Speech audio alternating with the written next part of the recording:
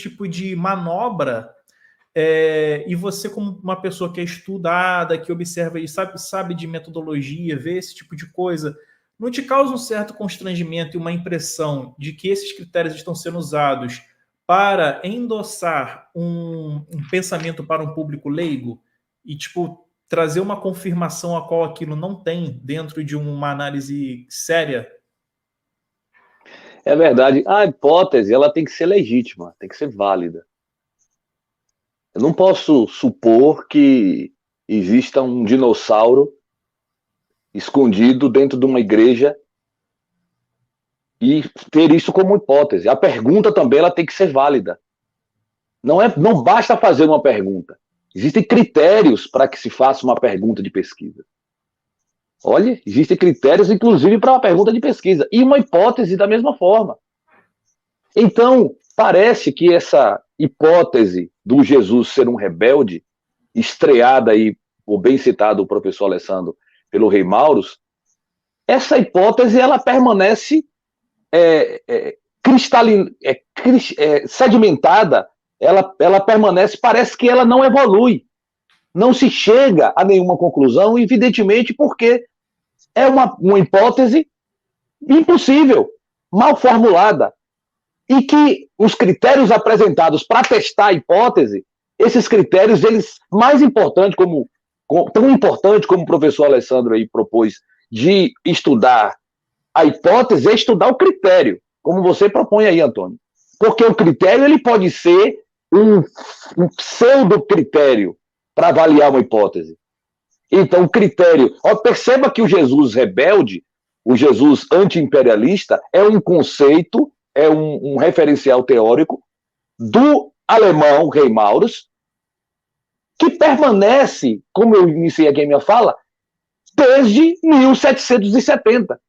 Então, quem conclui sobre este tipo de resultado de pesquisa, quem pensa dessa forma, não evolui, não progrediu. Eles não conseguiram achar um perfil do Jesus. Não foi possível apresentar quem é esse Jesus, meu filho, me diga.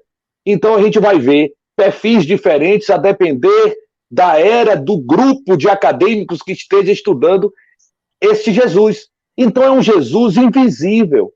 É um Jesus sobre o qual nada se pode dizer, nada se pode afirmar. E pasme que lamentavelmente, as únicas fontes a respeito desse Jesus endeusado, que se tornou um deus de uma religião, esse Jesus, o único insumo, matéria-prima dos historiadores é a exegese teológica.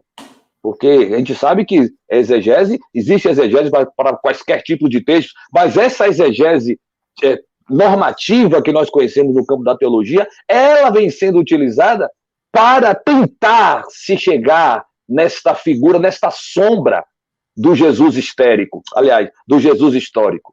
É uma sombra e permanece.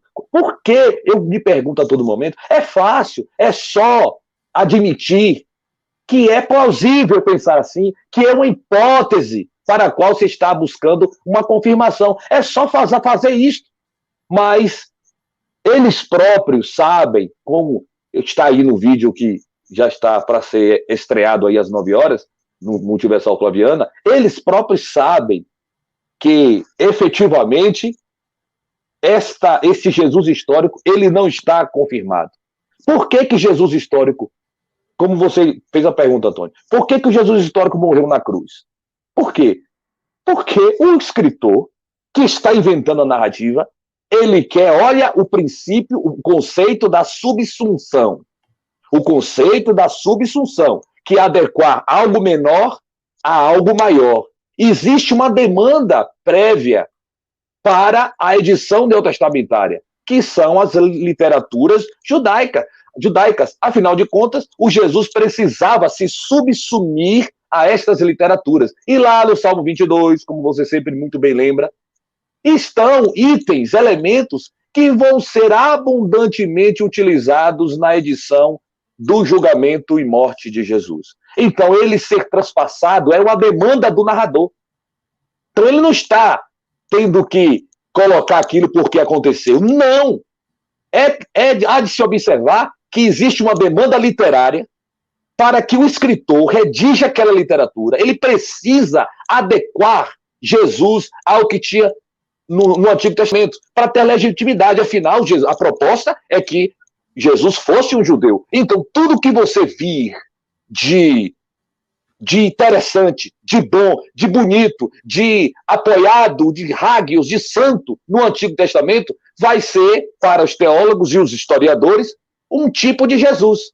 Então, se você vê o Adão, olha bem, Adão, Jesus é o segundo Adão, um tipo de Jesus. Moisés, Jesus segue a narrativa de nascer na dificuldade de ser perseguido por rei, ir para o deserto, passar 40 dias, depois ser tentado com comida, assim como o povo lá foi com Moisés, porque faltou comida, e eles, eu quero voltar para o Egito. Jesus também é tentado no deserto com comida, exatamente como Moisés fez. Então vem José, Jesus, olha aí o drama, Jesus se encaixa como José, então usa os elementos, vem Davi é outra figura, Jesus também agora, então Jesus é tudo.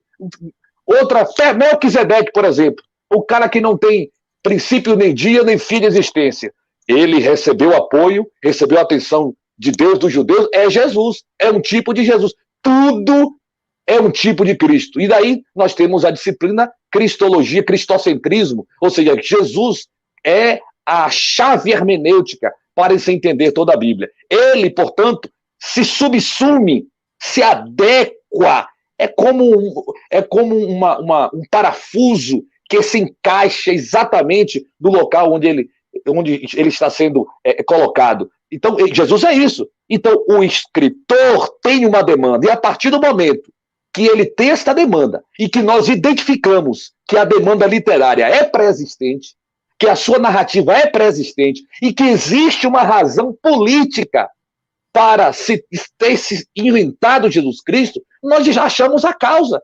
Sublatas causa, olha o princípio aí, o brocar do latino, professor Alessandro. Sublatas causa, tollitur effectum.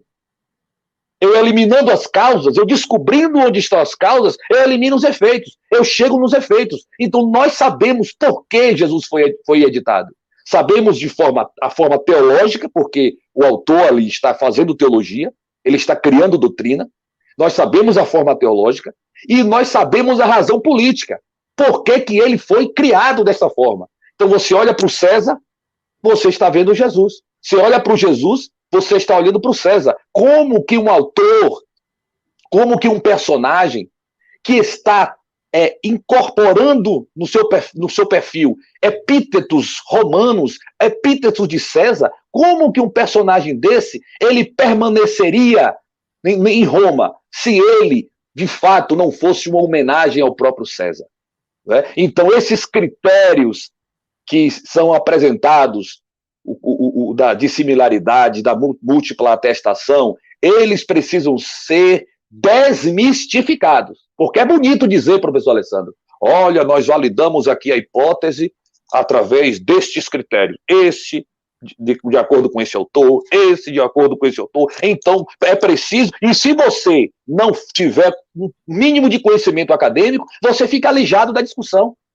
Porque é exatamente isso que é feito, que é proposto pelos historipastores. Eles querem constranger você. O critério do constrangimento, quem está fazendo é eles. Ao constranger as pessoas, que a maioria não estão envolvidas com esse tipo de pesquisa acadêmica, não vão saber discutir. É exatamente o princípio que o espiritualista ele usa para fazer previsões. Ele está ali com a carta de baralho olhando. Ele está ali olhando para a carta de baralho. Você está olhando para a carta de baralho. Você está vendo uma carta de baralho, mas ele está vendo muito mais coisas do que apenas uma carta de baralho. Ele usa carta de baralho, usa tarô, usa búzios, usa algodão, usa borra de café, até borra de café agora está sendo linhas da palma das mãos, a cigana está lendo, você está vendo a linha, ela está vendo mais coisas. E se você perguntar, não a cigana, mas eu estou vendo aqui linhas da palma da minha mão, só isso. É porque você é formado?